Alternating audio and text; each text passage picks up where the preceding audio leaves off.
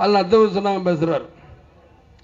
வானத்தில் மின்வெட்டு இருந்தாலும் இருக்கலாம், ஆனால் தமிழ்நாட்டில் இருக்காது. நான் தெரியாமல் கேட்குறேன், நீங்கள் ஆட்சிக்கு வந்து 3வது தடவை நம்ம முதலமைச்சர் ஆட்சிக்கு வந்து 15 வருஷத்தில் என்ன மின் திட்டம் போட்டீங்கன்னு சொல்ல முடியுமா? கிடையாது. என்ன ஊழல் பண்ணீங்கன்னு கேளுங்க, லிஸ்ட் வரிசையாகும். எல்லாம் மக்களும் சொல்லுவாங்க. ஆக பார்த்தா ஏழை நாடும்பாங்க, தொழில் வளர்ச்சியில கம்மியும்பாங்க, எல்லாம் சொல்லுவாங்க, ரைட்டு. ஆனால் கொள்ளையடிக்கிற மாத்திரம் பாருங்க, இந்தியாவில் எவ்வளவோ 1,00,000 கோடி இல்லை, ஈஸி சர்வசார கொள்ளையடிச்சிடணும், ஈஸியாக போயிடும். ஆக எத்தனையோ லட்சம் கோடிகள் இந்த நாட்டில் எவ்வளோ பொருளுது. இந்திய நாடு என்ன ஏழை நாடாக கிடையாது, பணக்கார நாடு.